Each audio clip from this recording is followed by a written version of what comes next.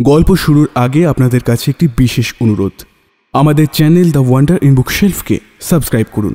আপনাদের সহযোগিতা এবং ভালোবাসা আমাদের একান্ত কাম্য। ধন্যবাদ।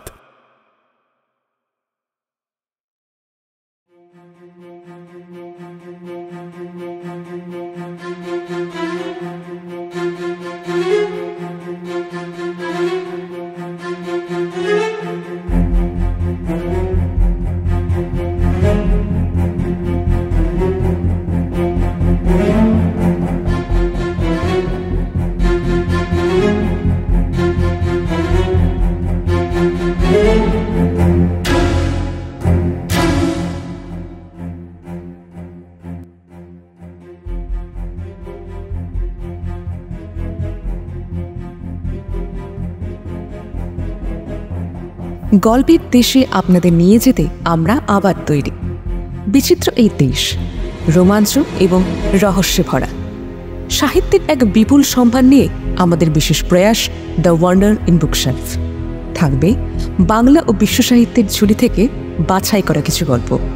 আর আমাদের আজকের গল্প প্রিয়নাথ মুখোপাধ্যায়ের লেখা দারোগা প্রিয়নাথের গল্প প্রেম পাগলিনী। আজকের গল্পের মুখ্য চরিত্রে শুভ, সমৃদ্ধি, সোমেশ্বর, অভ্র ও সাংখ্য। সমগ্র পরিচালনায় আমি সমৃদ্ধি ও শুভ।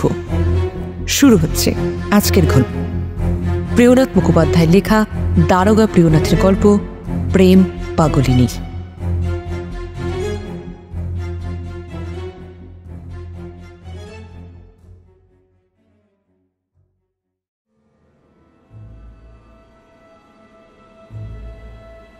পশ্চিম আকাশে শুকতারা উঁকি দিচ্ছে, আর সেই উজ্জ্বল প্রদীপ্ত আভা দেখেই যেন অন্যান্য ক্ষুদ্র তারকাগুলি ক্রমশই ক্ষীণ হয়ে পড়ছে। সাঁঝের বেলার মৃদুমন্দ হাওয়া সকল গাছের পাতা কাঁপিয়ে গৃহস্থের ঘরের জানলা দিয়ে ঢুকে প্রদীপের শিখা নিভিয়ে দেবার চেষ্টাতে দুরন্তপনায় মেতেছে। কোথাও বোধ হয় সদ্য কামিনী ফুটল। গন্ধে চারপাশ মম করছে। আমি থানার প্রশস্ত প্রাঙ্গণের মধ্যে পাইচারি করছি। এমন সময় সাহেবের আরদালি এসে আমার হাতে একখানা চিঠি ধরিয়ে দিলে। চিঠি পড়ে জানতে পারলাম মলঙ্গায় কোনো এক মুসলমানের বাড়িতে নাকি খুন হয়েছে। আমাকে এখনই তার অনুসন্ধানে যেতে হবে। তাই বিলম্ব না করে আমি তৎক্ষণাৎ একজন কনস্টেবলকে গাড়ি ডাকতে বললাম। সেখানে আসতেই 70টাতে চেপে আমি রওনা দিলাম। থানা থেকে ঘটনাস্থলে আসতে ঘণ্টাখানেক সময় আমার লাগলো। এবার যে বাড়িটায় খুন হয়েছে সেটা দেখলাম। একখানা কাঁচা খোলার চাল। সদর দরজায় দুজন কনস্টেবল দাঁড়িয়ে। আমায় দেখে তারা সালাম ঠুকে ভিতরে যাবার পথ করে দিল। বাড়িটায় 3খানা ঘর। তাদের মধ্যে একটা শোবার ঘর, একটা রান্নাঘর, আর আরেকটায় সংসারের যাবতীয় জিনিসপত্র জমা করে রাখা থাকে। শোবার ঘরের সামনে আরো 2জন কনস্টেবল মোতায়েন করা ছিল। মৃতদেহ এই ঘরেই রয়েছে। আমি গিয়ে সন্তর্পণে সেখানে ঢুকলাম। ঘরখানা নিতান্ত ছোট নয়, দৈর্ঘ্যে প্রস্থে প্রায় 8 হাতের মতন হবে। ঘরে একটাই দরজা এবং 3টে ছোট ছোট জানালা। ঘরের মেঝে বিলেতি মাটি, মানে যাকে বলে সিমেন্ট দিয়ে বাঁধানো। ভিতরে একটা কাঁঠাল কাঠের তক্তপোষ, আর তার উপর বিছানো রয়েছে একটা ছেঁড়া খোড়া মাদুর। পাশেই রাখা 2টো ময়লা কাঁথা এবং তার উপরে একখানা চাদর। বিছানার চারদিকে 4টে বালিশ ছিল বটে, কিন্তু তার মধ্যে 3টে ছোট। আর দক্ষিণ দিকের মেঝের ওপর পড়ে রয়েছে কাঁঠাল কাঠের একটা সিন্দুক, উপরে আলকাতরা মাখানো। সিন্দুকের মাথায় পাতা আসনটাও যাচ্ছে তাই ময়লা। আর তার উপরে একটা বৈঠকে দস্তা বাঁধানো হুকা। সিন্দুকের পাশে চেয়ে দেখি একটা জলচৌকির উপর কতগুলো বাসন কোসন ডাই করে রাখা রয়েছে। ঘরের অন্যদিকে একটা লম্বা সেগুন কাঠের আকশি। সেখানে রাখা রয়েছে 4টে ময়লা কাপড়, একটা জামা আর একখানা বৃন্দাবনের চাদর। অন্য পাশে কতগুলো কড়ির শিকা, এক একটি শিকায় এক একটি রঙিন হাড়ি।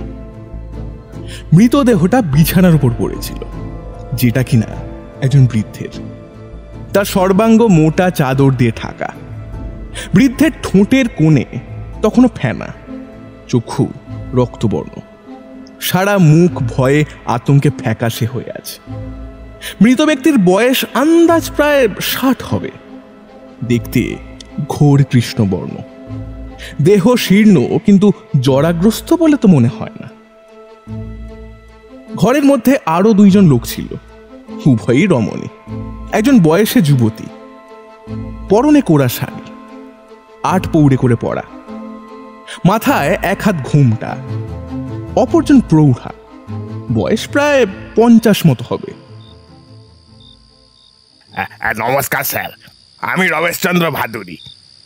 পিছনে ঘুরে তাকাতে দেখি একজন পুলিশ কর্মচারী সেখানে দাঁড়িয়ে। বুঝলাম ইনি সেই কেসের চার্জে প্রথমে ঘটনাস্থলে এসে পৌঁছেছেন। কিছু মনে করবেন না স্যার, আপনি কখন এসেছেন লক্ষ্য করিনি। আসলে আমি বাড়ির পেছন দিকটা একটু দেখতে গিয়েছিলাম। এক্ষুনি একজন কনস্টেবল গিয়ে আমাকে খবর দিল যে আপনি এসেছেন, তাই আর কি তাড়াতাড়ি করে। না না, ঠিক আছে, আমি এই এতক্ষণ এই ঘরটাই ভালো করে দেখছিলাম। এবারে বলো, যিনি মারা গিয়েছেন তার ব্যাপারে তুমি কি কি জানতে পেরেছো? স্যার, ওই মৃত ব্যক্তির নাম ওই মোহাম্মদ শের আলী। সেই হচ্ছে এই বাড়ির মালিক। আতশবাজি বিক্রি করা তার পেশা ছিল। মেচুয়া বাজারে ওনার একটা বাজির দোকান আছে, আর কাঁকুরগাছিতে একখানা বাগানও জমা আছে। সরকার বাহাদুরের আদেশ মতো সেই বাগানেই মোহাম্মদ আতশবাজি বানাতো। যতদূর বোঝা গেল সে গরিব ছিল না, নিজের ও পরিবারের ভরণ পোষণ করার তার যথেষ্ট ক্ষমতা ছিল। কখনোই এই জন্য তাকে পরের দ্বারে হাত পাততে হয়নি, বরং সেই মাঝে মধ্যে অন্যান্যদের ওই 2-4 টাকা করে ধার দিয়ে উপকার করত। আশেপাশের লোকেদের জিজ্ঞাসাবাদ করেই এটা জানতে পারলাম আমি। আর সেই দিন বেলা 10টার সময় মোহাম্মদ তার বোনের বাড়িতে গিয়েছিলেন। সেখানে খাওয়া দাওয়ার নিমন্ত্রণ ছিল নাকি। যখন বাড়ি ফেরেন তখন ওই বেলা প্রায় 4টে বাজে। এসেই স্ত্রীর সঙ্গে 2-একটা কথাবার্তার পর তিনি ঘুমোতে চলে যান। আর প্রায় 1 ঘন্টা পর হঠাৎ তিনি ওই গো গো শব্দ করতে আরম্ভ করেন। কিছুক্ষণ পর তার স্ত্রী সেই শব্দ শুনতে পেয়ে ছুটে এসে ঘরের ভিতর ঢুকে দেখেন তার স্বামী অতিশয় যন্ত্রণায় গোঙাচ্ছেন আর মুখ দিয়ে অনাবরত ওই ফেনা নির্গত হচ্ছে। তিনি আমাদের জানালেন ওই অবস্থায় তার স্বামীর মুখের ভাব একদম বিভৎস ছিল। চোখের মণিগুলো উপরে উঠে প্রায় সমস্ত অংশটাই টকটকে লাল হয়ে গিয়েছিল। দারুণ ভয়ে তিনি মোহাম্মদকে বার কয়েক ডাকেন, কিন্তু কোনো সাড়া পাননি। আর দেরি না করে মোহাম্মদের স্ত্রী তখনই দৌড়ে গিয়ে ওই পাশের বাড়ির একজন ভদ্রমহিলাকে ডেকে আনেন। তারপর দুজনে মিলে মোহাম্মদকে ধাতস্থ করার অনেক চেষ্টা করেও যখন কিছুতেই কিছু হয় না, তখন প্রৌঢ়ার পরামর্শে ওই পুলিশে সংবাদ দেওয়া হয়। কিন্তু দুঃখের বিষয় এই যে তারপর মোহাম্মদ আর বেশিক্ষণ জীবিত ছিলেন না। পুলিশের লোক আসার আগেই তিনি মারা যান। তা মৃতদেহ পরীক্ষা করে দেখেছো? আগে হ্যাঁ স্যার, কিন্তু বিশেষ কিছু পাওয়া যায়নি। তবুও আপনি একবার দেখুন না, যদি কিছু বুঝতে পারেন। রাত এখন প্রায় 8টা, আকাশে চাঁদ নেই। ঘরের মধ্যে সেই জলচৌকির উপর একখানা পিত্তলের পিল সুজে মাটির প্রদীপ থেকে অতি ক্ষীণ আলো বের হয়ে আসছে। এই আলোতে তো ভালো করে কিছু দেখাও যাবে না। কনস্টেবল, গিয়ে একটা মশাল জ্বালিয়ে আনো তো, তাড়াতাড়ি। কিছুক্ষণের মধ্যেই আলো চলে এলো। সেটা কাছে এনে মৃতদেহটি পরীক্ষা করতে লাগলাম। কোথাও তো তেমন আঘাতের চিহ্ন কিছু দেখছি না। গলাতেও কোনো রকম কোনো দাগ নেই। চোখের ভিতরটা আরো খানিক লাল হয়ে রয়েছে। মুখের ভঙ্গি অতি ভয়ানক। এই মৃত্যু যে অত্যন্ত যন্ত্রণাদায়ক ছিল তার বলার অপেক্ষা রাখে না। পরিশেষে যেটুকু বুঝলাম তাতে 20 পানে মৃত্যু বলেই আমার মনে হলো। এখন কোন বিষে মোহাম্মদ মারা গিয়েছেন সেটাই হলো প্রশ্ন। রমেশকে বললাম লাশটাকে যত শীঘ্র সম্ভব ল্যাব টেস্টে পাঠাতে। রিপোর্ট আসলে এই ব্যাপারটা অনেকটা স্পষ্ট ধারণা পাওয়া যাবে। তারপর জিজ্ঞাসা করলাম, আচ্ছা ওই বাড়ির লোকজন মানে বিশেষত মোহাম্মদের স্ত্রীর সঙ্গে কোনো কথাবার্তা হয়েছে তোমার? কিছু জিজ্ঞাসাবাদ করেছো? না স্যার, আপনারই অপেক্ষায় ছিলাম। বলেন তো তাকে আসতে বলি আপনার কাছে। ওই তো ওই ঘোমটা মুখে দাঁড়িয়ে রয়েছেন, ওই ওই উনি মোহাম্মদের স্ত্রী। কি ওই মৃত বৃদ্ধের স্ত্রী? ভদ্রমহিলা তো রীতিমতন যুবতী। এদিকে মোহাম্মদের বয়স তো প্রায় 60-এর মতো হবে, আর এদিকে তো সে খুব বেশি হলে বছর 15 হবে। বাবা, বৃদ্ধের বয়সের শিকি তার প্রায় নাতনি সমান। হুজুর, আমার একখান কথা কওনে ছিল। ওই সাহেবরে কইছি, তিনি বললেন বড় সাহেব আইলে আবার কইতে। তা বলছি হুজুর, এসব খুন খারাপির মধ্যে আমি নাইকো, আমার কোনো দোষ নাই। আমি কিন্তু কিছু করিনি। আমায় আপনারা ধরবেন না তো? বাড়িতে আমার 6 খান বেটা বেটি আছে, আমি হাজতে দেবেন না হুজুর? আরে থামো থামো, ব্যাপার কি? তোমায় অযথা জেলে দেবো কেন আমরা? কি হয়েছে? কে তুমি? স্যার, উনি হচ্ছেন পাশের বাড়ির সেই প্রৌঢ়া যাকে মোহাম্মদের স্ত্রী দুর্ঘটনার সময় ডেকেছিল, আর ইনি থানায় খবর করতে বলেছিলেন, বুঝলেন? ও হ্যাঁ, তা সে তো ভালোই কাজ করেছে তুমি। তা তোমার কোনো দোষ না থাকলে খামোকা ভয় পাচ্ছ কেন? তা তোমার বাড়ি কি এখানেই? আর কতদিন ধরে মোহাম্মদকে চেনো? আগে হুজুর, সে পায় আমার এইখানে বিয়ে হয়ে আসা থেকে মোহাম্মদের চিনি, তা 30 বছর হবে। ভালো। তা যতদূর বুঝছি নিশ্চয়ই উনি মোহাম্মদের প্রথম স্ত্রী নন, তাই তো? ঠিকই ধরেছেন। 70-এর মুখে ছাই দিয়ে বুড়ো 4-4টা বিয়ে। এই যে একে দেখছেন, এই সব শেষের বউ, ওর নাম মালুকা। কিন্তু বড় দুঃখের কথা হুজুর, মোহাম্মদের একখানেও ছেলে পুলে হয়নি। প্রৌঢ়ার কথায় আমি খানিকক্ষণ চুপ করে থেকে মনে মনে কয়েকটা কথা চিন্তা করলাম। তারপর মোহাম্মদের স্ত্রীকে উদ্দেশ্য করে বললাম, আপনাকে বলছি, কিছু কথা বলা যাবে আপনার সঙ্গে? মালুকা তার ঘোমটা দেওয়া মাথাটা হ্যাঁ সূচক ভঙ্গিতে উপরে নিচে নাড়ল। বলছি যে আজ যার বাড়িতে মোহাম্মদ নিমন্ত্রণে গিয়েছিলেন, তিনি মোহাম্মদের কে হন? বোন। কেমন বোন? নিজের নাকি কুটুম্ব? আপনারই মায়ের পেটের বোন, তার নাম রমজানি বেগম। ওখানে কিসের নিমন্ত্রণ ছিল? বোনের মেয়ের বিয়ে। কবে হয়ে গেছে? না, এখনো হয়নি। কার্তিক মাসের আজ 4 তারিখ, মাসের 10 দিনে বিয়ে। আজ থেকেই আমাদের আমোদ আহ্লাদ খাওয়া দাওয়া আরম্ভ হয়, তাই উনি। তা আজ কখন মোহাম্মদ সেখানে গিয়েছিলেন? বেলা প্রায় 10টার সময়। আপনি সঙ্গে যাননি কেন? উনি নিয়ে যাননি, বলেছিলেন কাল নিয়ে যাবেন। বেশ, আমি আর কোনো প্রশ্ন করলাম না।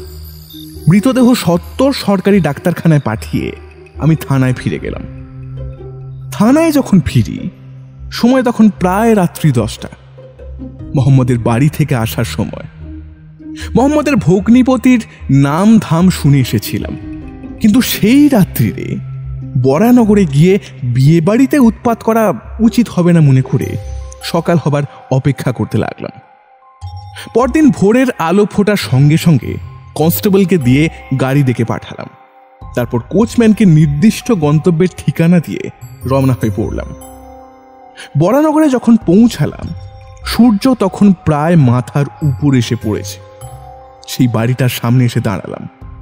তাকে রীতিমতন সুন্দর করে অনুষ্ঠান উপলক্ষে সাজানো হয়েছে। মোহাম্মদের অবস্থা যতটা ভালো দেখে এসেছিলাম তার ভগ্নিপতিকে তার থেকেও ধনবান বলেই মনে হলো। বাড়িটা পাকা, নিতান্ত ছোট নয় এবং দোতলা।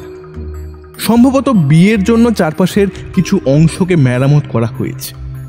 সদর দরজায় দুজন দারোয়ান পাহারা দিচ্ছিল। আমায় আসতে দেখে তাদের একজন জিজ্ঞাসা করল, আগে কাকে চায়? মুন্সি আব্দুল সাদেক আছেন? তার সঙ্গে বিশেষ প্রয়োজন। সাহেব তো দোতলায় ওই বৈঠকখানায় আছেন, আপনি ভিতরে আসুন, আমি নিয়ে যাচ্ছি, আসুন। দারোয়ানটি অতি বিনীত ভঙ্গিতে কথাখানা বলে আমায় পথ দেখিয়ে বাড়ির ভিতর নিয়ে চলল। বৈঠকখানায় ঢুকে একজন সম্ভ্রান্ত ভদ্রলোককে ইঙ্গিত করে দেখিয়ে সে চলে গেল। ঘরটা ছোট হলেও বেশ বাদশাহী ধরনে সজ্জিত। ঘরের মধ্যে ঢালা বিছানা করা, বিছানার চারপাশে 8টা মোটা সোটা তাকিয়া, 4 দেওয়ালে কতগুলো দেওয়ালগিরি, উপরে 3টে বড় বেলোয়ারি ছাড়। ঘরের একপাশে একখানা বড় আয়না, আয়নার উপরে একটা প্রকাণ্ড ঘড়ি, অন্য পাশে একটা দেরাজ, একটা আলমারি আর গোটা কতক শেলফ। আমি যখন বৈঠকখানার ভিতরে ঢুকলাম তখন সেখানে দুজন লোক গোপনে কি কথাবার্তা বলছিল। কিছুক্ষণ পরে তাদের একজন অপরজনকে বিদায় নিয়ে চলে গেল। অতঃপর সেই অপর ব্যক্তিটি আমায় প্রশ্ন করলেন, মহাশয়, এখানে কার খোঁজে এসেছেন? এটা তো বিয়ে বাড়ি, এখানে আপনার কি দরকার? আমি মুন্সি আব্দুল সাদেকের খোঁজে এসেছি, তার সঙ্গী দরকার। আমি সেই, কিন্তু কেন বলুন তো? মেয়ের বিয়ে দিতে বসেছি, এখন এমন তো কোনো কাজ করিনি যাতে আপনাদের মানে আমার বাড়িতে এরকম শুভাগমনের কারণ ঘটতে পারে। মলঙ্গায় মোহাম্মদ শের আলী বলে আপনার কোনো আত্মীয় থাকেন? আগে হ্যাঁ, আমার শ্যালক। কাল তিনি আপনার বাড়িতে নেমন্তন্ন খেতে এসেছিলেন? হ্যাঁ এসেছিলেন তো, কিন্তু কেন বলুন তো, ব্যাপার কি? তিনি মারা গিয়েছেন। তার মৃত্যুর কারণ সম্ভবত বিষক্রিয়া। কথাটা শোনা মাত্র আব্দুল সাদেক স্তম্ভিত হয়ে গেলেন। কিছুক্ষণ চুপ করে আপন মনে কথাটার অর্থ উদ্ধার করতে খানিক সময় নিলেন। পরক্ষণই চিৎকার করে বললেন, হ্যাঁ কি বলছেনটা কি আপনি? কালই তো বেলা 3টের সময় ওই মোহাম্মদ খাওয়া দাওয়া সেরে বাড়ি গেল, আর আজ বলছেন সে নেই? মানে কি করে সম্ভব? কি করে হলো? সেসব স্পষ্ট করে এখনো কিছু জানা যায়নি। কেবলই প্রাথমিক পরীক্ষায় আন্দাজ করা হয়েছে যে তার বিষক্রিয়ায় মৃত্যু হয়েছে।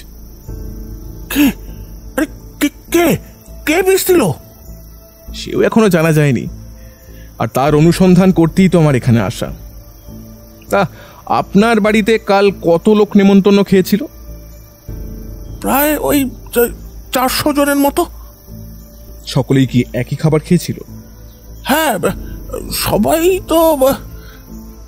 আচ্ছা, আপনার পরিচিত আর কোনো লোকের কি কোনো প্রকার অসুখের কথা শুনেছেন? একদমই না। আপনি চাইলে স্বয়ং তাদের জিজ্ঞাসাবাদ করতে পারেন। নিমন্ত্রিত অতিথিদের মধ্যে প্রায় 60 লোক আমাদের এলাকাতেই থাকেন।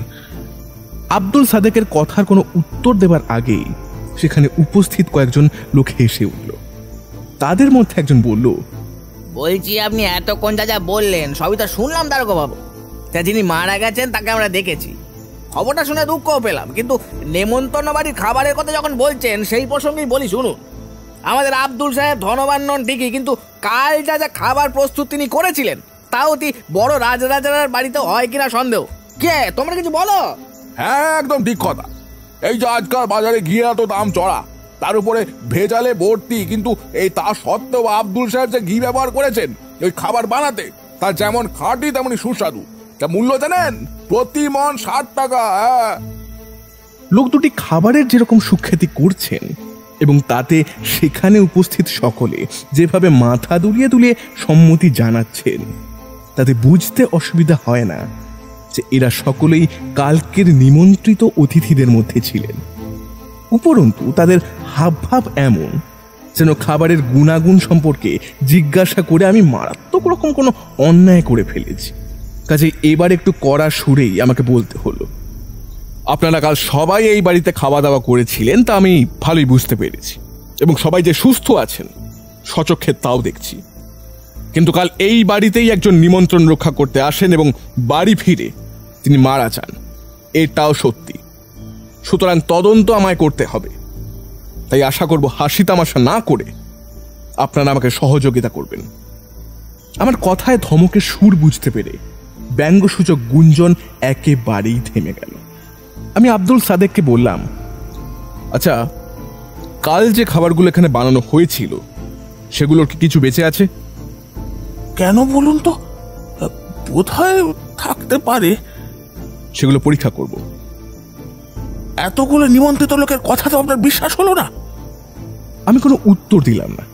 তা দেখে আব্দুল যার পর্নায় বিরক্ত হলেন, পুনরায় জিজ্ঞাসা করলেন, বলছি খাবারগুলো পরীক্ষা না করলে কি আপনার সন্দেহ খুঁজবে না? দেখুন, আমার কাজ আমি বুঝি। যদি আমার সঙ্গে সহযোগিতা করতে আপনার সমস্যা হয় তাহলে পরিষ্কার করে বলুন, আমি অন্য উপায়ে কাজ হাসিল করার পথ দেখে নিচ্ছি। তবে হ্যাঁ, তাতে আপনার আর আপনার এই সকল সঙ্গী সাথীদের মান মর্যাদা যদি বিয়ে বাড়ির প্রকাশ্য উঠানে গড়াগড়ি খায় সেখানে আমাকে দায়ী করবেন না যেন। আমার এ কথায় উপস্থিত সকলের মধ্যে আবার একটা চাপা গুঞ্জন শোনা গেল। তবে এবারে আর তামাশার নয়, ভয়ের। এবং এই একই ভয়ের ছাপ আমি আব্দুল সাদেকের মুখেও স্পষ্টই দেখতে পেলাম। আরে আরে আরে দারোগা সাহেব, আপনি আপনি ভুল বুঝছেন। আপনি এত বড় মানুষ, আপনাকে কেন কাজ বোঝাতে যাব? আসলে আসলে বোঝেনি তো, একে বিয়ে বাড়ি, তার উপর আমি মেয়ের বাপ। সব কথা পাঁচ কান হলে সমাজে মুখ তাকানোর আর কি। আপনি বসুন না, আপনি বসুন না। আমি আমি আমি খাবারগুলোর ব্যাপারে নিচে গিয়ে একবার জিজ্ঞাসা করে আসি। আপনি বসুন বসুন। যাক, শেষমেশ পথে এসেছেন। তবে আমি সানন্দে আব্দুলের কথায় সায় দিতেই তিনি নিচে চলে গেলেন। খানিক পরেই ফিরে এসে বললেন, আগে খাবারগুলো সবই কিছু কিছু করে বেঁচে আছে। এইবারে তবে কি করব? কাউকে দিয়ে সেই সবগুলি অল্প অল্প করে আনানোর ব্যবস্থা করুন, আমি সঙ্গে করে নিয়ে যাব। সরকারি ডাক্তারের দ্বারা পরীক্ষা করতে হবে সেগুলোর মধ্যে কোনোটাতে কোনো প্রকার দূষিত পদার্থ মেশানো আছে কিনা তা জানা যাবে। মানে কিছু মনে না করলে একখানা কথা বলি। আচ্ছা, মানে এটা কি করে সম্ভব হতে পারে দারোগা সাহেব? ধরুন, যদি মোহাম্মদ খাবার পর কোনো খাবারে ওই সাপ বা বিষাক্ত কোনো জীব মুখ দিয়ে থাকে, তাহলে আপনার কেমন করে জানবেন যে কোন বিষে মোহাম্মদের মৃত্যু হয়েছে? আপনার কথায় কোনো ভুল নেই আব্দুল সাহেব। আমি এই বিষয়ে নিশ্চিত সে আপনার খাবারগুলো ভালোভাবেই ঢাকা দিয়ে রাখা ছিল। বিশেষত আপনি যখন মুসলমান তখন তাতে কোনো সন্দেহ নেই। কেন মুসলমান না হলে সন্দেহ থাকতো কেন? কথায় বলে আপনারা নবাবের জাতি, অতি পরিষ্কার পরিচ্ছন্ন, আপনাদের সব কাজই অতি পরিপাটি। আপনি তা ঠিকই বলেছেন। খাবার দাবার সব ভালোভাবেই ঢাকা ছিল। আমি নিজে দাঁড়িয়ে থেকে তদারক করেছি সবটা। ছেলের বাড়ির সৈয়দ তো বড় নাকুচু, তাই আরে সবটাই খেয়াল রাখতে হয়েছে। তাই আমিও নিশ্চিন্ত হয়ে বলছি, দেখবেন পরীক্ষা করে কোন রকম অস্বাস্থ্যকর পদার্থ বের করতে পারবেন না। না পারলেই ভালো। আমিও চাইবো না খাবারের ভিতর বিষ আছে এমন প্রমাণিত হোক। আসলে এসব আমাদের কাজের অংশ, তাই কর্তব্যগুলো তো পালন করতেই হবে, তাই না? যাক, আর বিলম্ব করা ঠিক হবে না। আপনি খাবারগুলো এনে দিন। হ্যাঁ, এখন এনে দিচ্ছি। আরে ও বজুয়া, তাড়াতাড়ি পাকশালে নিয়ে আয়, তাড়াতাড়ি। আব্দুল খাবারগুলি আনতে আবারও নিচে চলে গেলেন। কিছুক্ষণ পরে একজন ভৃত্যের সঙ্গে আমার কাছে এলেন। ভৃত্যের হাতে একখানা বিরাট থালায় কতগুলো উপাদেয় খাবার সাজিয়ে রাখা। এরপর আর ২-৪টা কথাবার্তার পর আমি সেখান থেকে বিদায় নিতে উদ্যত হলাম। আব্দুল সাদেক আমাকে এগিয়ে দিতে সদর দরজা অব্দি এলেন। তারপর একটা গাড়ি ডেকে দিয়ে খাবারগুলো সেখানে উঠিয়ে দিলেন। তারপর আমিও তাতে উঠে পড়ে যথাসময়ে সরকারি ডাক্তারখানায় উপস্থিত হয়ে খাবারগুলো নামিয়ে গাড়ি ছেড়ে দিলাম।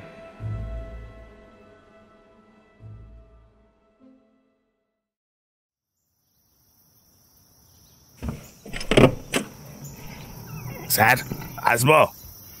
ও রমেশ, হ্যাঁ ভিতরে এসো। স্যার, আপনার আনা খাবারগুলো ল্যাব টেস্টে পাঠানো হয়ে গিয়েছে। আর এই যে, এই নিন মোহাম্মদ শের আলীর পোস্টমর্টম রিপোর্ট। এইমাত্র এলো স্যার। হ্যাঁ দাও দেখি।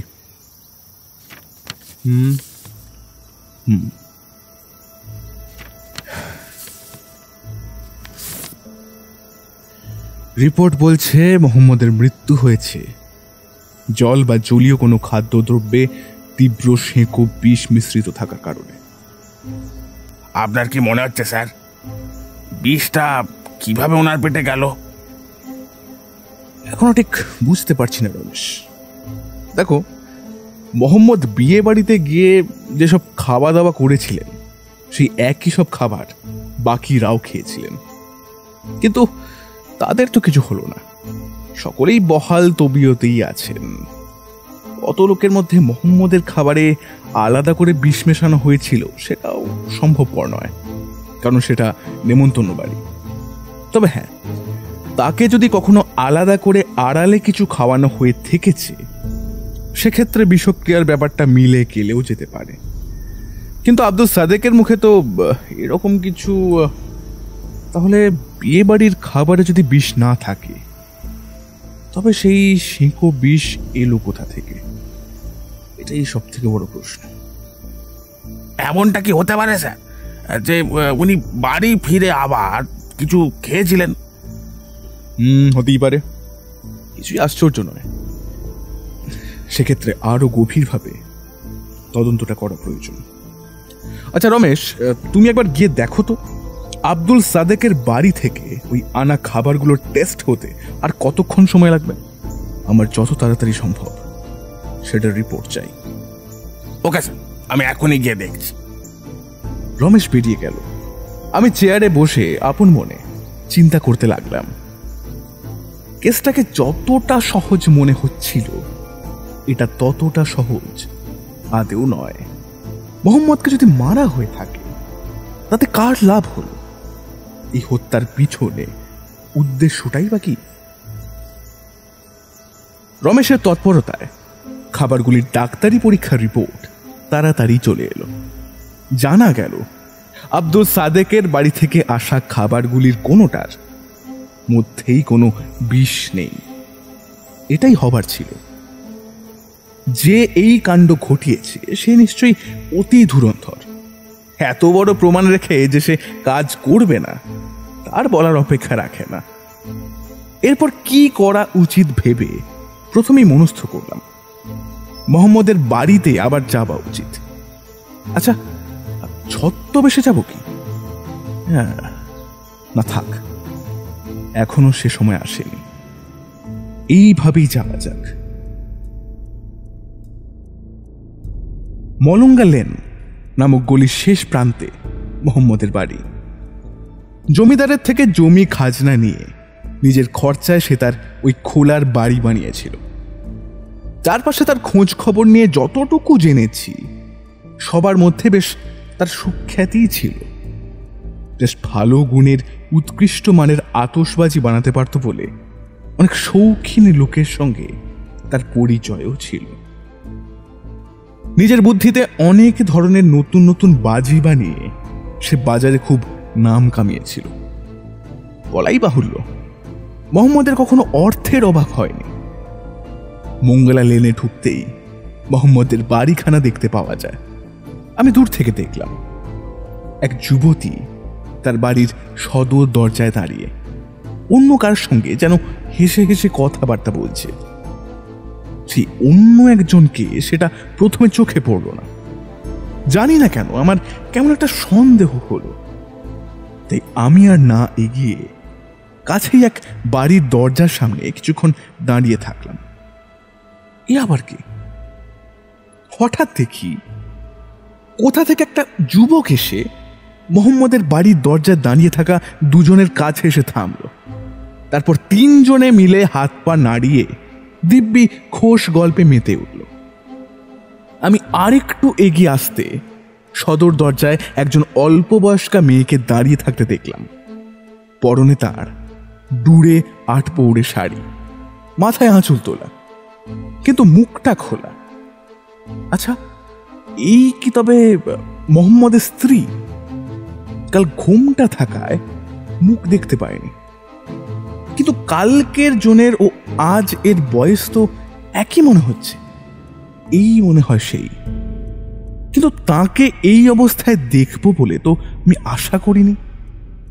গতকালই যার স্বামী অস্বাভাবিকভাবে মারা গিয়েছে, আজ কিনা সে অন্য পুরুষের সঙ্গে বাইরে দাঁড়িয়ে হাসি তামাশা করছে। ব্যাপারটা তো বেশ গোল মেলে দেখছি।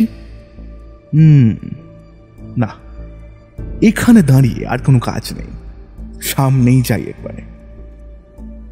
আর সেখানে অপেক্ষা না করে মোহাম্মদের বাড়ির দিকে এগোলাম। বাড়ির দরজার কাছে যাওয়া মাত্র আচমকা আমায় দেখতে পেয়ে সেই অজ্ঞাত যুবক দৌড়ে পালালো। সঙ্গে থাকা যুবতীটিও হাঁটা লাগালো তার পিছন পিছন। ওদিকে সামনে তাকিয়ে দেখি দৌড়ে দাঁড়িয়ে থাকা স্ত্রী লোকটিও নেই। আমি গিয়ে ভিতরে ঢুকলাম। চারপাশ পুরো ফাঁকা, কেউ কোথাও নেই। কিছুক্ষণ পরেই দেখি ভিতর বাড়ি থেকে একজন বয়স্ক মহিলা এসে আমার সামনে দাঁড়ালো। জিজ্ঞাসা করলাম, তুমি কে? তোমায় তো এখানে আগে দেখেছি বলে মনে পড়ে না। আগে বাবু, আমার নাম মোক্ষদা, এ বাড়িতে কাজ করি। আমি অনেক পুরনো লোক এ বাড়ি। আসলে কদিনের জন্য মেয়ের বাড়ি বেড়াতে গিয়েছিলাম কি না, তাই আমায় দেখেননি। এসেই তো শুনলাম আমাদের মোহাম্মদ। আচ্ছা বেশ, তা মোহাম্মদের স্ত্রী কই? তিনি কি এতক্ষণ বাইরে দাঁড়িয়েছিলেন? এ বাড়িতে একটা খুন হয়ে গিয়েছে, তাই যতদিন না এই ব্যাপারে কিছু জানা যাচ্ছে ততদিন বাড়ির ভেতর সাবধানতার সাথে থাকাই আপনাদের জন্য নিরাপদ হবে। তা তিনি কোথায়? তাকে আবার ডাকুন তো। মুখ্যদাকে আর ডাকতে হলো না। আমার কথা শেষ হবা মাত্রই মোহাম্মদের স্ত্রী সেখানে এসে হাজির হলো। এই যে মালকা এসে গেছে। সে এতক্ষণ এখানে ছিল, আপনাকে দেখা মাত্রই দৌড়ে ভেতরে গিয়েছিল আমারে ডাকতে। কেন? আমি তো আর বাঘ নই। আসলে আপনার সাথে কথা বলতে লজ্জা করে। আমার সঙ্গে কথা বলতে লজ্জা করে? অন্য কারোর সঙ্গে কথাবার্তা বলতে লজ্জা নেই? দরজায় দাঁড়িয়ে তো এতক্ষণ সেটাই হচ্ছিল। আমার কথা শুনে মুখ্যদা চুপ করে রইল। সম্ভবত সে ব্যাপারটা বুঝতে পারেনি। আমি আরো কিছু বলতে যাচ্ছিলাম, এমন সময় মুখ্যদা আবার কথা বলে উঠল। তার গলায় ঝাঁঝের ভাব স্পষ্ট। বাবা কি বলছেন শুনছ? বলি, কার সঙ্গে কথা বলছিলে ধরে দাঁড়িয়ে? কই, আমি আবার কার সঙ্গে কথা বলেছি? আমি তো সেই কাল থেকে কেঁদে কেঁদে বেড়াচ্ছি।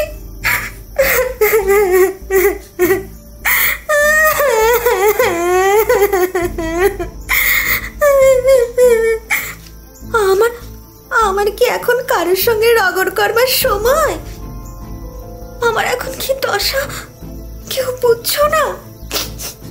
চিন্তায় চিন্তায় শ্বাস ওঠার জোগাড় আমার ভরণ পোষণ কোথা থেকে আসবে এবার? ভেবে দেখো তো দেখি। হ্যাঁ, আমি দৌড়ে দাঁড়িয়েছিলাম ঠিকই, কিন্তু সে তো এমনই। তারপর বাবুকে দেখি তো তোমায় খবর দিতে গেলাম। আমি এটা বেশি কিছু জানি না। যাদের সঙ্গে কথা হচ্ছিল তারা কে?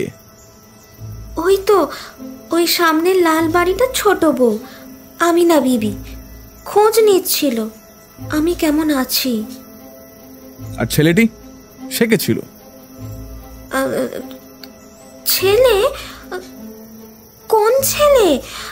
ইয়ে মানে আপনি ভালো করেই জানেন আমি একজন ছেলেকেও এখানে দাঁড়িয়ে কথা বলতে সচক্ষে দেখেছিলাম, তাই জানতে চাইছি তার পরিচয় কি?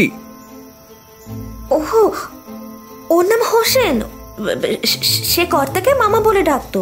সম্বন্ধে আমি তার মামি হই। সে এই বাড়ির দরজায় দাঁড়িয়ে হাসছিল বটে, কিন্তু সে আমাকে দেখে হাসেনি। মোহাম্মদের স্ত্রী এই অতিরিক্ত কথাগুলো যেভাবে এক টানে বলে গেল, তাতে বুঝতে অসুবিধা হলো না যে সে কোনো এক সত্য আড়াল করতে তৎপর। কিন্তু আমি কোনো রকম সন্দেহ প্রকাশ না করেই বললাম, তবে কাকে দেখে হাসছিলে তুমি? আসলে মানে আমাদের পাশের বাড়ির ছাদে মতি বিবি দাঁড়িয়েছিল, তাকে দেখে হোসেন, আসলে তিনি হোসেনকে বড় ভালোবাসেন। মতি বিবি? সে কে? তিনি সধবা না বিধবা? সধবা। বয়স? হোসেনেরই বয়সী, এই প্রায় 30 হবে। তাই তো অত সৎ ভাব। মতি বিবির স্বামী কি করেন? কিছুই নয়, তিনি বড়লোক, পয়সার অভাব নেই। আমি আর কোনো কথা না বলে সেখান থেকে বেরিয়ে সোজা সেই মতি বিবির বাড়ির দিকে হাঁটা লাগালাম। সত্যিটা যাচাইয়ের বড় প্রয়োজন। তাছাড়া যত বেশি আশেপাশের খোঁজ খবর নেওয়া যাবে, তদন্তের স্বার্থে তার সুবিধাই হবে। যাবার আগে জেনে নিলাম মতি বিবির স্বামী হলো হাফেজ আলী। মিনিট 5-এর মধ্যে তার বাড়ির সামনে এসে দাঁড়ালাম। ভিতরে ঢুকতে যেতেই একজন ভৃত্য আমার পথ আটকে দাঁড়ালো। কাকে চান বাবু? হাফেজ আলী বাড়িতে আছেন? আমি তার সঙ্গে দেখা করতে এসেছি। আগে আছেন, ভেতরে আসুন। আমায় পুলিশের বেশে দেখেই হোক বা অন্য যে কোনো কারণে হোক, ভৃত্য পরম সমাদরে আমায় ভিতরে নিয়ে গেল। উপরে উঠেই দেখি এক প্রকাণ্ড দালান, তারই মাঝে বিরাট শতরঞ্জির উপর একখানা বিরাট টেবিল পাতা। টেবিলের চারদিকে 10-12টা ভালো ভালো চেয়ার। টেবিলের উপর 3-4টে সংবাদপত্র ও 5-6খানা বই রাখা, এবং 3জন লোক সেখানে বসে খবরের কাগজ পড়ছেন। ভৃত্য আমাকে একেবারে সেইখানে নিয়ে গেল এবং একজন সম্ভ্রান্ত ভদ্রলোকের দিকে চেয়ে বলল, হুজুর, ইনি আপনার সাথে দেখা করতে এসেছেন। ভৃত্যের কথা শেষ হতে না হতেই উপস্থিত সকলেই চেয়ার ছেড়ে উঠে দাঁড়ালেন এবং অতি যত্ন করে আমায় একটা চেয়ারে বসতে অনুরোধ করলেন।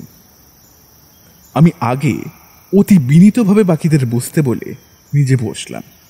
তারপর জিজ্ঞাসা করলাম, আপনি মুন্সি হাফেজ আলী?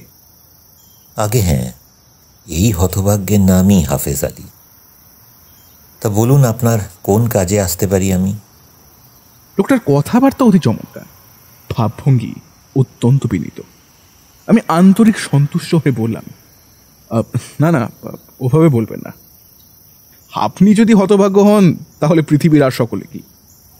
ঈশ্বরের ইচ্ছায় আপনার যথেষ্টই আছে, কাজেই আপনার ভাগ্য মোটেও হত নয়। কি যে বলেন, অর্থই কি আর একমাত্র সৌভাগ্যের কারণ? হ্যাঁ, এটা স্বীকার করি যে অর্থ আমার আছে, অন্য সংস্থানের জন্যও পরের দরে চাকর হয়ে চাকরি করতে হয় না। প্রকাণ্ড বাড়িতে বাস করছি, দিনরাত উৎকৃষ্ট মানের খাবার খাচ্ছি, কিন্তু তাও আমি হতভাগ্য। অর্থ হলেই যে লোকে সৌভাগ্যবান হয় না, আমি তার জ্বলন্ত দৃষ্টান্ত। হাফেজ আলীর কথাগুলো বাস্তবিক সত্যি হলেও তিনি কেন যে একজন সম্পূর্ণ অপরিচিত, বিশেষত একজন পুলিশ কর্মচারীর কাছে সবটা অনায়াসে বলে যাচ্ছিলেন তা বুঝতে পারলাম না। তিনি যে আন্তরিক অখুশি, তার মনে যে কোনো ভয়ানক দুঃখের আগুন জ্বলছে, সে বিষয়ে কোনো সন্দেহ নেই। কিন্তু আমি সাহস করে সে সকল কথা জিজ্ঞাসা করতে পারলাম না। আমায় নিশ্চুপ দেখে তিনি আবার বললেন, মনের প্রকৃত অসুখ নিবারণ করবার জন্য অনেক সময় কৃত্রিম আমোদ প্রমোদে মত্ত থাকি। আমি যে বন্ধুবান্ধব নিয়ে সারাক্ষণ সময় কাটাই, সে কেবল আমার মনের অসুখ দূর করবার জন্য। আমি যে আদতে সুখী এবং সত্যিকারের সৌভাগ্যবান তা ভাববেন না। লোকটার এমন কথাবার্তায় আমার ভারী কৌতূহল জন্মালো। বিনীতভাবে বললাম, আপনার সাথে আমার কিছু প্রয়োজন আছে। যদি বিরক্ত না হন তাহলে কিছুক্ষণ নির্জনে আপনার সঙ্গে একা কথা বলতে চাই। হাফেজ আলী ছাড়া উপস্থিত লোকেদের মধ্যে এক দফা চোখ চাওয়াচাবি হয়ে গেল। বুঝলাম আমার কথাটা তাদের মোটেই পছন্দ হয়নি, কিন্তু হাফেজ আলী সেদিকে ভ্রুক্ষেপও করলেন না।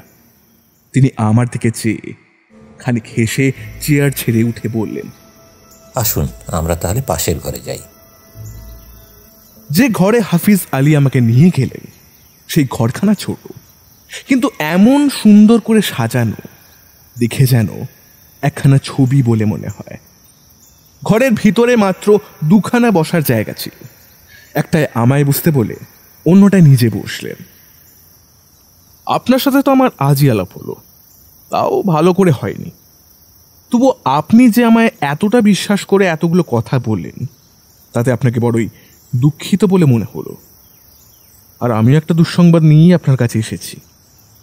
এ সময় সে কথা আপনাকে জানানো উচিত নয়, কিন্তু কি করব, একান্ত প্রয়োজন বলেই সে কথা বলতে বাধ্য হচ্ছি।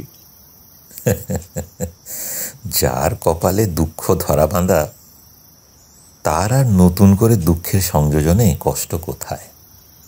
আপনার যা বলার নিশ্চিন্তে বলুন। আপনার এক প্রতিবেশীর মুখে শুনলাম আপনার স্ত্রী নাকি ছাদে উঠে অপর এক যুবকের দিকে চেয়ে হাসছিলেন। যুবকের সঙ্গে নাকি তার বিশেষ সদ্ভাব। কথাটা শুনে মনে হলো এমন ঘটনা নতুন নয়, তবু আমার ব্যাপারটা সম্পূর্ণ অবাস্তব বলেই মনে হলো। তাই আপনাকে জিজ্ঞেস করতে এলাম। আসলে একটা তদন্তের খাতিরে আমায় কাজগুলো করতে হচ্ছে আর কি। আমার অপরাধ মার্জনা করবেন। আরে না না, এই জন্য আপনি এত কিন্তু কিন্তু করছেন কেন? যা শুনেছেন তার সবটাই সত্যি। আমি সচক্ষে না দেখলেও সম্পূর্ণ বিশ্বাস করি। হাফেজ আলীর কথা শুনে আমি স্তম্ভিত হলাম। কিছুক্ষণ তার মুখের দিকে স্থির দৃষ্টিতে চেয়ে রইলাম। তারপর জিজ্ঞাসা করলাম, আপনি স্বামী হয়েও জেনে শুনেই এমন নিশ্চিন্তভাবে কথা কেন বলছেন? কি আর করব, আর যে কোনো উপায় নেই। সে কি উপায় নেই মানে? বলেন কি? আগে হ্যাঁ, উপায় নেই। তার কারণ আমার স্ত্রী যে পাগল, বদ্ধ উন্মাদ। কত ডাক্তার, কবিরাজ, হাকিম দেখালাম, উপকার কিছু হলো না। আমি যে কথা শুনবো তা তো কল্পনা তো আনতে পারিনি। তাহলে আর নিজেকে হতভাগ্য বলছি কেন বলুন? সবই কপাল। তা তিনি কি কোনো প্রকার উৎপাত করেন? না, তা ঠিক নয়। কেবল যেখানে ইচ্ছে যখন ইচ্ছে চলে যান। পরিচিত অপরিচিত সবাইকে কাছে টেনে নেন, অজানা লোকজনের সঙ্গে বাইরে বেরিয়ে যান। খাওয়া দাওয়ারও কোনো ঠিক নেই, সারাক্ষণ হয়তো হাসতে থাকছে, কখনো কখনো মুখভঙ্গি করে লোককে ব্যতিব্যস্ত করে তুলছে। এই সব আর কি। আপনারা বাধা দেন না? সর্বনাশ, বলেন কি? বাধা দিলে সব শেষ, এমনকি আত্মহত্যা করতেও দুবার ভাববেন। তবে আর তার চরিত্রের দোষ কোথায়? তিনি তো সতীলক্ষ্মী। এই বিশ্বাস আমার মন থেকে যেদিন যাবে সেই দিনই যেন আমার মৃত্যু হয়। তবে আপনি সৌভাগ্যবান নন কিসে? বিশ্বাস রাখুন, একদিন সব ঠিক হয়ে যাবে। আপনি আমায় আপনার মনের সকল কথা খুলে বললেন, তাই শুভাকাঙ্ক্ষী হিসেবে আমি আপনাকে কিছু কথা বলি।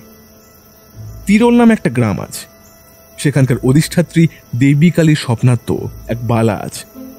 সেখানে গিয়ে সেই বালা পরিয়ে আনলে নাকি পাগল ভালো হয়ে যায়। শুনেছি অনেকেই সেই বালা পরে আরোগুলা পড়েছেন। আর আপনি যদি সেই বালা আনবার চেষ্টা করেন, মানে আপনার স্ত্রীর জন্য, আমি আশা রাখি নিশ্চয়ই তিনি সুস্থ হয়ে যাবেন। তাহলে হয়তো আপনারা বৈরাগ্য শেষ হবে। এতদিন কতজন কত পরামর্শ দিল, প্রায় সবার কথাই শুনেছি, মেনেছি, লাভ কিছু হয়নি। একটা সময় পর এইসব পরামর্শে আর পরামর্শদাতাদের প্রতি আমার বিশ্বাস ভরসা উঠে গেল। কিন্তু বিশ্বাস করুন, আপনার কথায় না আমার বুকে বড় বল হচ্ছে। আমার স্ত্রী সুস্থ হবেন কিনা জানি না, তবে আপনার মতন একজন শুভানুধ্যায়ী যে আমার মনের যন্ত্রণাটা বুঝলেন, এতেই আমি কৃতজ্ঞ। এ তো আমার কর্তব্য। পেশাগত কারণে সবাই আমাদেরকে একটু কঠিন মনে করেন, কিন্তু পরিবার পরিজন নিয়ে তো আমরাও বাস করি, তাই বুঝি এমন ধর্ম সংকটের মধ্যে এই জীবন কাটানোটা কতটা বেদনাদায়ক। তা তো বটেই, তা তো বটেই। আচ্ছা, আমার একটি জিজ্ঞাসা আছে, যদি অভয় দেন তো বলতে পারি? স্বচ্ছন্দে জিজ্ঞেস করুন। প্রথমত, আমার স্ত্রীর কথা জেনে আপনার কি লাভ? আর আপনার এখানে আসার কারণটাও তো জানা হয়নি। যদি আপত্তি না থাকে বলা যায় কি? নিশ্চয়ই।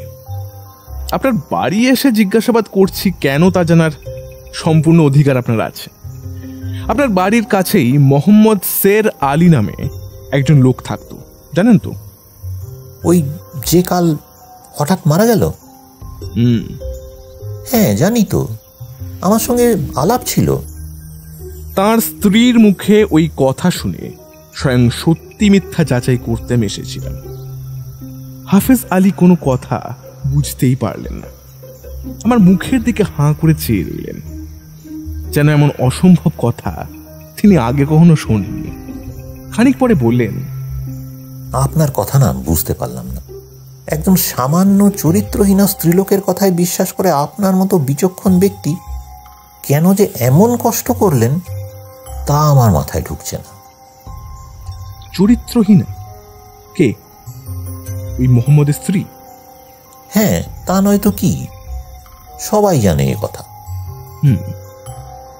সন্দেহ যে আমার হয়নি ঠিক তা নয়, তবে আসলে সবটা না শুনলে। আচ্ছা, আমি যখন এই গলির মোড়ে এসে উপস্থিত হই তখন মোহাম্মদের বাড়ির দরজার সামনে একটি মেয়ে আর একটি যুবককে দেখি। দরজার ভিতর দিয়ে যিনি দাঁড়িয়েছিলেন তার সঙ্গে যুবকটি অতি বিগলিত ভঙ্গিতে কথাবার্তা বলছিলেন, আর সেই ভিতরে থাকা মানুষটিকে আমি প্রথমে দেখতে না পেলেও মোহাম্মদের স্ত্রীর উপরে প্রথম থেকেই আমার সন্দেহ যায়। কিন্তু জিজ্ঞাসাবাদের সময় সেই নিজের দোষ লুকানোর জন্য আপনার স্ত্রীর কাঁধে সবটা চাপিয়ে দেওয়ার চেষ্টা করে। কি সর্বনাশ!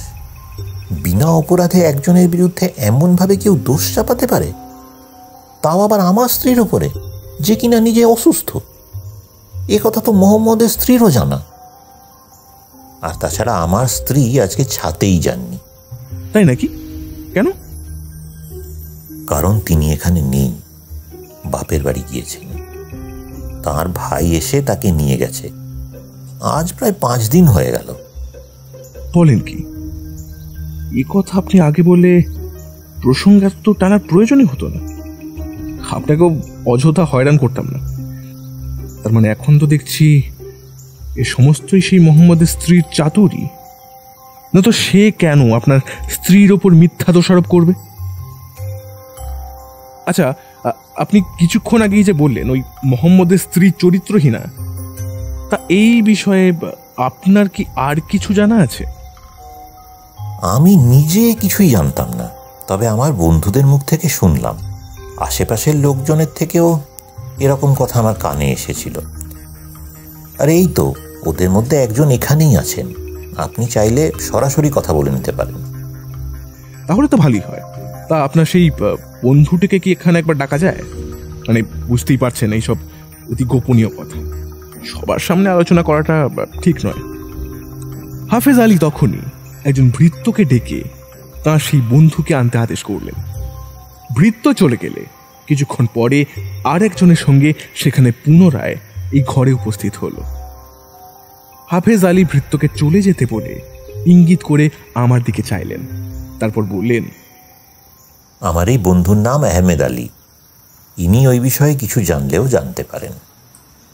আহমেদ আলী প্রশ্নসূচক দৃষ্টি নিয়ে আমাদের দিকে তাকিয়ে রইলেন। বলাই বাহুল্য তিনি এসবের কিছুই বুঝতে পারছিলেন না। আমি ওনাকে জিজ্ঞাসা করলাম, আচ্ছা আপনার বাড়ি কি এই পাড়ায়? আগে না, এখান থেকে প্রায় আধ ঘন্টার পথ, তবে আমি বেশিরভাগ সময় এখানেই থাকি। এ পাড়ার সকলেই আমার বেশ পরিচিত। কিন্তু ব্যাপার কি, আমি তো কিছুই বলছি। তার আগে বলুন, আপনি মোহাম্মদ বাজিওয়ালাকে নিশ্চয়ই চেনেন? হ্যাঁ নিশ্চয়ই, শুধু আমি কেন, অনেকেই তার পরিচিত ছিল। বেচারা যে কিভাবে হঠাৎ করে মারা গেল। আপনি কি তার স্ত্রী মালুকাকে চেনেন? হ্যাঁ মানে আগে মানে বলছিলাম। বলুন, সংকোচ করবে না, এই কথাগুলো জানা আমার অতি প্রয়োজনীয়। হ্যাঁ তাকে চিনি, বেশ ভালো করেই জানি সে কেমন। তার মতন ধূর্ত মেয়ে ছেলে আজকালের বাজারে প্রায় নেই বললেই চলে। কেন এই কথা বলছেন কেন? মানে আপনি কিভাবে তার ধূর্ততার পরিচয় পেলেন? কেমন করে আবার, খোদ তারই স্বামীর মুখ থেকে শুনেছি। মোহাম্মদ? তা সে কি বলেছিল? মোহাম্মদ তার স্ত্রীর চরিত্রের কথা খুব ভালো করে জানতো, কিন্তু একে চতুর্থ পক্ষের স্ত্রী, তার উপরে যুবতী, কিছুতেই মোহাম্মদ তাকে বশীভূত করতে পারেনি। আপনি স্বচক্ষে কিছু দেখেছেন? না দেখলে কি আর আপনার মতো সম্ভ্রান্ত পুলিশ কর্মচারীর কাছে সাহস করে বলতাম? কি দেখেছেন? আহমেদ অনেক কিছুই আমাকে বলল সে মহিলার ব্যাপারে, এবং এও বলল যে এ পাড়ার অনেকের সঙ্গে সেই মেয়ে মানুষের নাকি গুপ্ত প্রণয় রয়েছে, এবং সে নাকি তাদের সাথে স্বচক্ষে মালুকাকে প্রেমালাপ করতে দেখেছে। তাদের চেনেন আপনি? সবাইকে নয়, তবে একজনকে বেশ চিনি।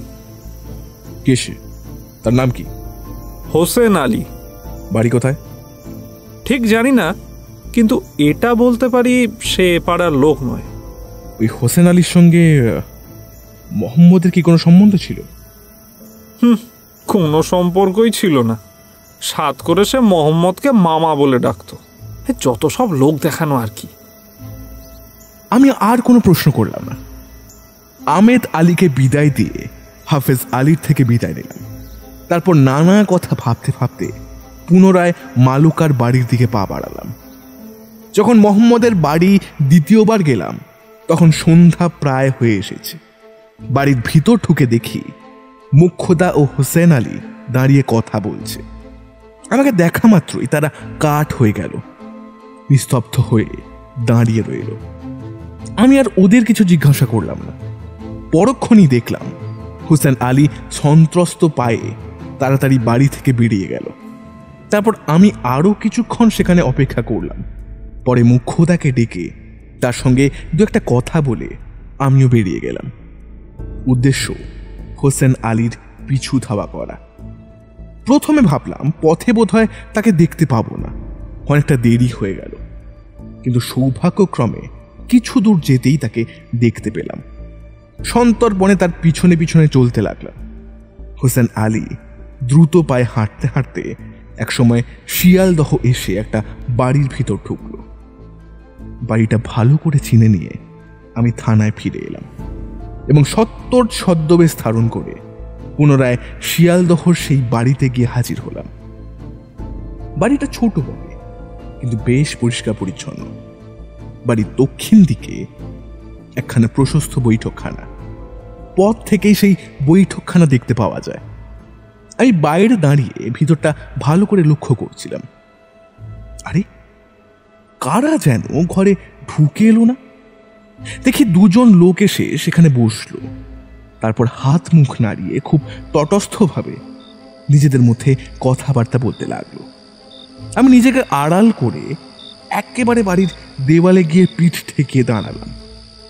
লোক দুটো অতি চাপা স্বরে কথাবার্তা বললেও দেখলাম এখান থেকে তা স্পষ্টই শোনা যাচ্ছে। একজনকে তো মনে হচ্ছে হোসেনি, কিন্তু ওই অন্যজনকে কি জানি। আমি কান খাড়া করে ওদের কথা শুনতে থাকলাম। আরে বড় বিপদে পড়ে গিয়েছি, কেমন করে আমি তাকে বিশ্বাস করি বলো তো?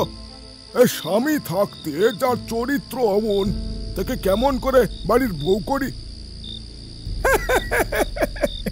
সত্যি হোসেন, তোমার মতো পাগল আর কখনো দেখিনি।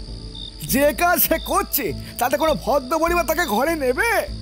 তুমি নিকা করলেও তাকে এ বাড়িতে আনতে পারবে না, এই বলে দিলাম। কেন? কেন আবার কি? আমরা এ বাড়িতে তার মতো স্ত্রীলোককে স্থান দেব না। হ্যাঁ, এই কুস্বর্গে থেকে শেষে কি আমাদের বাড়ির মহিলারা পর্যন্ত নষ্ট হবে নাকি? তবে আমি মুখ দেখাবো কেমন করে? আরে কার কাছে তোমার মুখ দেখাতে এত ভয়? যার কথা বলছি ওই কুলোটার সাথে যত সম্বন্ধ না রাখবে ততই মঙ্গল, বুঝেছ? তাছাড়া তার কাছে তোমার আর মুখ দেখাবার প্রয়োজনটাই বা কি জ্বালা? সে কি কথা? মরদ কি বাত হাতি কি দাঁত। নিজের মান নিজের কাছে। একবার দেখা করে মনে সব কথা বলতে না পারলে আমি কিছুতেই তো শান্তি পাবো না। তোমাদের পরস্পরে কি এমন কথা হয়েছিল শুনি? আগে সবটা খুলে বলো, তারপর আমি বলছি তোমায় কি করতে হবে। হ্যাঁ, সত্যি সত্যি বলছো তো রামিত ভাই? তুমি তুমি একটা উপায় বাতলে দেবে? দেখো না একটু। আহা, আগে বলোই না। একদিন মালকা কোথায় কোথায় জিজ্ঞাসা করেছিল। তার স্বামী তো এখনো বৃদ্ধ। আজ না হয় কাল বুড়ো নিশ্চয়ই মরবে। তারপর তো সে বিধবা হবে। আর যখন সেদিন আসবে আমি তাকে নিকাহ করব নাকি। তা তোমার কি মত ছিল তাতে? আমি আমি মালকাকে ভালোবাসি রামিত ভাই। সেও আমায় ভালোবাসে। তাই সেদিন সে কথাগুলো যে বলেছিল তাতে আমি রাজি না হয়ে থাকতে পারিনি। সেই দিনটা এলে আমি তাকে নিকাহ করব কথা দিয়ে এসেছিলাম। কিন্তু আজ সেই দিন এসেছে। এখন আমার নিজের কথার খেলাপ করলে তো নিজের কাছেই ছোট হবে। আমি যে ওকে সচ্চা মোহব্বত করেছিলাম ভাই, সচ্চা মোহব্বত। আরে রাখো তো তোমার মোহব্বত হোসেন। তোমার মতন বোকা আমি সত্যি দেখিনি আগে। আচ্ছা একটা কথা বলো আমায়, সে যখন আগে থেকেই তোমায় ওই কথা বলেছিল, এখন তার স্বামী হঠাৎ করে মরে যাওয়াতে তোমার কি কোনো রকম সন্দেহ হয় না? তা কতদিন আগে তোমায় সে কথা বলেছিল? প্রায় মাসখানেক আগে। তবে তোমার ঘাটে কি সামান্য বুদ্ধিও নাই? আরে বুঝতে পারছো না ব্যাপারটার হিসেবে এভাবে কেন মিলে যাচ্ছে? বৈঠকখানার ভিতর একটা কেরোসিন ল্যাম্প চলছিল। তার আলোতে স্পষ্ট দেখলাম। কথাটা শুনে হোসেন চমকে উঠল। তার মুখ বড় ফ্যাকাশে। কি সর্বনাশ! তা কি করে সম্ভব? না না রামিত ভাই, তুমি অন্যায় সন্দেহ করছো। আহা, তুমি প্রেমে একবার অন্ধ হয়ে গেছো হোসেন। বাস্তব জ্ঞান হারিয়ে গেছে তোমার। প্রেমিককে আর প্রেমিকার অপরাধ দেখতে পায়? তাহলে একটা কথা বলি শোনো, এ সকল যদি পুলিশ জানতে পারে তাহলে কিন্তু এখনই তোমার একটা সুবিধা হতে পারে। কি সুবিধা? মালকার হাত থেকে নিষ্কৃতি পাওয়ার সুবিধা। আচ্ছা আচ্ছা, তোমাদের ব্যাপারটা কে কে জানে? আর মালকা আর আমি ছাড়া তো আর কেউ জানে না। আর এখনই তুমি জানলে। রামিত ভাই, আশা করি তুমি পুলিশকে কিছু বলবে না। তোমায় রক্ষা করবার প্রয়োজন হলে আমায় মুখ খুলতে হয় বই কি? আমায় রক্ষা করবার প্রয়োজন হবে না। আমি মালকাকে বিয়ে করব না। হোসেনের কথায় রামিদ স্তম্ভিত হয়ে গেল। কিছুক্ষণ কোনো কথা বলল না। হোসেন আলীর দিকে এক দৃষ্টে চেয়ে থেকে পড়ল। কেন ভাই, হঠাৎ মত বদল করলে যে? দেখলাম হোসেন রামিদের কাছে সরে এলো। তারপর কানে কানে কি সব যেন বলল।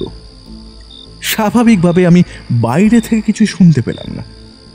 সহসা রামিদ উত্তেজিত হয়ে বলে উঠল, হ্যাঁ কি বলছো হোসেন?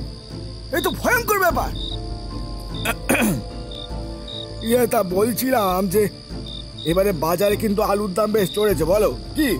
আর ওই চাল ডালের দাম বাবু, সে কি না বিশ্বাস ওনার জোগাড়? হ্যাঁ একদমই তাই। আমি তো সেদিন খেজুর ছড়ি চাল কিনতে গিয়ে দেখি সেখানে তো আলাদাই ব্যাপার। ব্যাপারটা কি হলো? হঠাৎ এরা প্রসঙ্গ বদল করলো কেন? আর তো মালকার কথা কিছু বলছে বলে মনে হচ্ছে না। না, আমিও তবে আর বিলম্ব করব না। ওদের কথাবার্তা শুনে যত দূর মনে হচ্ছে এই কেস সমাধানের একটা ক্লু পাওয়া গিয়েছে। সুযোগ বুঝে আমি বাড়ির ভিতর ঢুকলাম। সেই বৈঠকখানার দরজার সামনে দাঁড়িয়ে জিজ্ঞাসা করলাম, আচ্ছা এখানে হোসেন আলী কার নাম?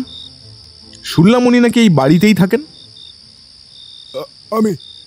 আমি হোসেন আলী। আসুন ভিতরে আসুন, বসুন। কিভাবে আপনার সাহায্য করতে পারি? মলঙ্গায় মোহাম্মদ শের আলী নামে আপনার নাকি কোনো এক মামা থাকেন। গতকাল তার অস্বাভাবিক মৃত্যু হয়েছে, শুনেছেন বোধহয়? আগে শুনেছি বটে, তবে তিনি আমার মামা নন। তবে মোহাম্মদের প্রতিবেশীরা সে কথা বলল কেন? আমি তো জানতে পারলাম আপনি নাকি তাকে মামা বলি ডাকতেন। আগে হ্যাঁ, আপনি ঠিকই শুনেছেন, আমি তাই বলেই ডাকতাম। তার মানে আপনার সঙ্গে ওই ব্যক্তির ঘনিষ্ঠ সম্বন্ধও আছে? মানে কি বলতে চাইছেন আপনি? না মানে আমি জানতে চাইছি, ও বাড়িতে আপনার যাতায়াত, ওঠা বসা, সদস্যদের সঙ্গে আলাপ পরিচয় ইত্যাদি সবই আছে, তাই তো? আগে হ্যাঁ, মাঝে মধ্যে সেখানে যাই বটে। হোসেন আলী আমার দিকে তীব্র কটাক্ষের চোখে চেয়ে রইল। আচ্ছা, আপনার সঙ্গে আপনার মামির সম্পর্ক কিরকম? কথাটা শুনে হোসেন আলী একেবারে রাগে ফুঁসে উঠল। এসব কথায় আপনার প্রয়োজন কি? আপনি কে? কেনই বা এসব অবান্তর প্রশ্ন করছেন? কে আপনি? আমি একজন পুলিশের লোক। আপনারা এতক্ষণ ধরে ওই সম্বন্ধে যা যা কথা বলছিলেন আমি সেই সমস্ত কথাই শুনতে পেয়েছি। যদি সকল কথা আবারও স্পষ্ট করে খুলে না বলেন তাহলে কিন্তু আমায় অন্য উপায় অবলম্বন করতে হবে। আমার কথা শুনে উভয় স্তম্ভিত হয়ে গেল। দুজনের মলিন মুখ থেকে একটু শব্দটিও বেরোল না। কিছুক্ষণ পরে আমি আবার জিজ্ঞাসা করলাম, এখন কি আপনারা সহজে সব কথা বলবেন নাকি?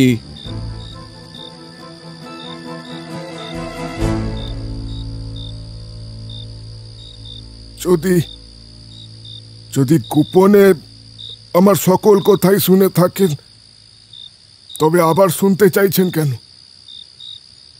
মালকাকে আপনি বিয়ে করবেন না কেন বললেন? সে কথা আপনাকে বলবো কেন? আপনারই উপকারের জন্য। আপনি জানেন না যে মোহাম্মদের মৃত্যুর জন্য অনেকে আপনার উপরই সন্দেহ করছে? মানে কেন? এরকম অন্যায় সন্দেহের কারণ কি? অন্যায় কিসে? মোহাম্মদ না মরলে যখন আপনার অভীষ্ট সিদ্ধ হবে না তখন তাকে হত্যা করে পথের কাঁটা যে একেবারে দূর করেননি সে কথাকে বলতে পারে। এসব আপনি কি বলছেন? কে আপনাকে এগুলো বলেছে? সে কথায় আপনার প্রয়োজন কি? যদি আপনার দোষ না থাকে তাহলে ভয়ই বা পাচ্ছেন কেন? ভয় তো পাবই। আপনারা পুলিশের লোক, সামান্য কোনো সূত্র পেলেই ভয়ানক কাণ্ড বাঁধাবেন। আগে না, এটা ঠিক যে আমরা সকল সময় ওই সামান্য সূত্রেরই সন্ধানে সতর্ক থাকি। তবে ভয়ঙ্কর কাণ্ড তখনই বাঁধাই যখন তা দোষীর সঙ্গে সম্পর্কযুক্ত হয়। যদি আপনি নির্দোষ হন তাহলে আমার দ্বারা আপনার কোনো প্রকার অনিষ্ট হবার আশঙ্কা নেই। কি জানতে চান বলুন, আমি যথাসাধ্য উত্তর দেব। তবে বিশ্বাস করুন, খোদার কসম, মোহাম্মদের মৃত্যুর বিষয়ে আমি কোনো কিছু জানি না, সত্যি বলছি। আপনি তখন মালকাকে বিয়ে করতে অরাজি হলেন কেন? তার চরিত্র ভালো নয়। যে নিজের স্বামীর ওপর সন্তুষ্ট না হয়ে পর পুরুষের উপর নজর দেয় তাকে বিয়ে করে আমি সুখী হতে পারবো না। কিন্তু আপনি তো মালকাকে ভালোবাসেন আর সেও আপনাকে ভালোবাসে। আপনার জন্যই তো সে সমাজে কুলোটার নাম কুড়িয়েছে। আমিও আগে তাই ভাবতাম, কিন্তু এখন আমার চোখ খুলেছে। সে আরো একজনকে আমার থেকে বেশি ভালোবাসে। আপনি কি বলতে চাইছেন? মালকা কি তবে আপনাকে বিয়ে করে অন্য কারোর সঙ্গে গোপনে সম্বন্ধ রাখার মতলবে ছিল? হ্যাঁ, আমি তো এখন তেমনটাই বুঝছি। তিনি কে জানতে পারি? আব্বাস রহমান নামে মোহাম্মদের একজন কারিগর আছে, আর তার সঙ্গেই মালকার। কোথায় থাকে সে? কাকুরগাছিতে মোহাম্মদের যে বাগান আছে সেইখানে। আমাকে সেখানে নিয়ে যেতে পারেন? চলুন, এই সময় সে নিশ্চয়ই সেখানে আছে। পথে এসে সৌভাগ্যক্রমে একখানা গাড়ি দেখতে পেলাম। বিনা বাক্য ব্যয়ে আমরা উভয়ে তাতে তড়ি ঘড়ি চেপে বসলাম। তারপর কোচম্যানকে বললাম সত্তর কাকুরগাছি নিয়ে যেতে। মানিকতলার পোল পার করে গাড়িখানা ক্রমাগত পূর্বমুখে অন্ধকারময় পথ দিয়ে যেতে লাগলো।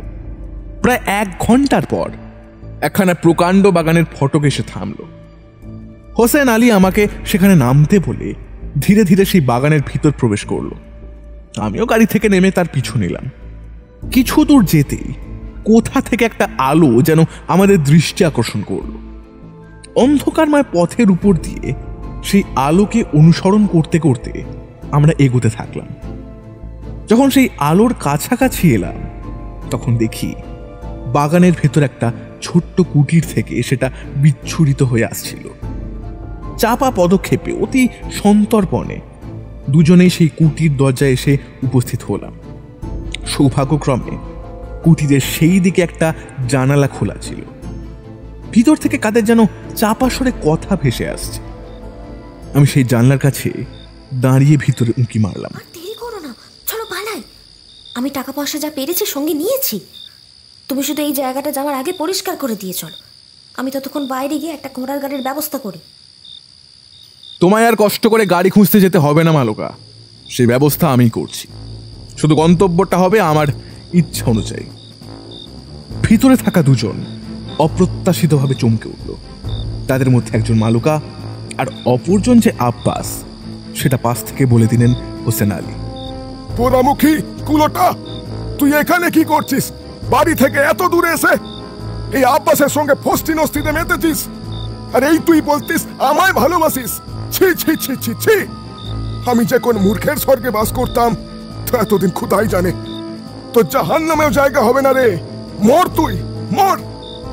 হোসেন আলীর এত ধিক্কার শুনেও মালুকা চুপচাপ মাথা নিচু করে দাঁড়িয়ে রইল। আমি এগিয়ে গিয়ে আব্বাসের উদ্দেশ্যে বললাম, আমি পুলিশের লোক, তোমার পরিচয় আমি আগেই পেয়েছি। তোমার সঙ্গে এই মেয়ের কি সম্পর্ক তাও জেনে গিয়েছি। এখন নিজের মুখে বাকিটা স্বীকার করবে নাকি শ্রীঘরে গিয়ে অন্য দাবাই দিতে হবে? কি মালুকা, সব সত্যি বলবে নাকি আমি এইবারের মতন আমায় ক্ষমা করে দিন। যেভাবে হোক আমাদের রক্ষা করুন। আপনি যে খুঁজতে খুঁজতে এত তো চলে আসবেন তা আমি বুঝতেই পারিনি।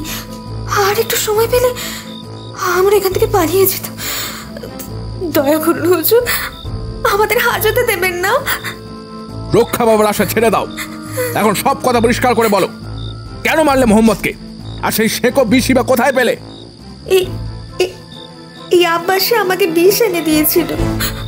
ওর কথা মতোই আমি জলের সঙ্গে এই বিষ মিশিয়ে ওনাকে খাইয়ে দিয়েছিলাম। ভেবেছিলাম বিয়ে বাড়ি থেকে খেয়ে আসছে, লোকে ভাববে ওখানে কিছু একটা হয়েছে। আমায় আর কেউ সন্দেহ করবে না। আমি আর ওই বুড়োর সঙ্গে থাকতে পারছিলাম না হুজুর। আমি বাপ মা মরা মেয়ে। মামি জোর করে পয়সার লোভে আমায় ওই বুড়োর গলায় ঝুলিয়ে দিল। বিয়ে হয়ে আসা ইস্ত আমার উপর কেমন ছুরি ঘুরিয়েই গেছে হারামজাদা।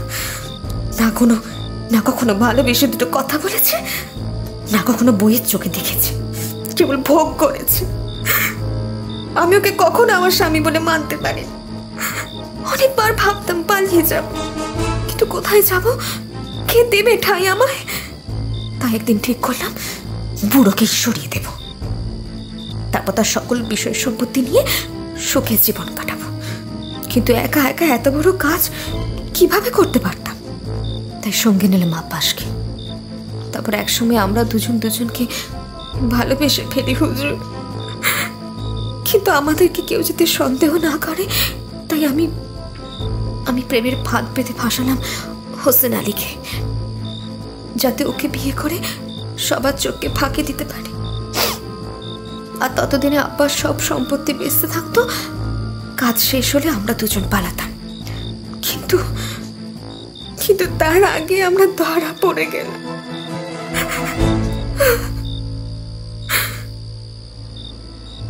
তুমি শেকো বিষ কোথায় পেলে আব্বাস? আসলে কখনো কখনো ওই রং মশাল বানানোর জন্য শেকো বিষের প্রয়োজন হয়। মোহাম্মদের কাছে ওই বিষ থাকতো। আমি তার কিছুটা একদিন চুরি করেছিলাম। সুযোগ বুঝে একদিন সেটা দিয়ে আসি মালকাকে। আর তারপরে এই ঘটনার আর কোনো কিছুই প্রকাশ হতে বাকি রইল না। আমি আর দেরি না করে হোসেন আলীকে বিদায় জানিয়ে মালকা ও আব্বাসকে নিয়ে রাত্রি প্রায় 10টা নাগাদ থানায় ফিরলাম। সময় মতো এই মোকদ্দমার বিচার হয়ে গেল। বিচারে আব্বাস রহমান 7 বছর ও মালকা যাবজ্জীবন কারাদণ্ডে দণ্ডিত হল।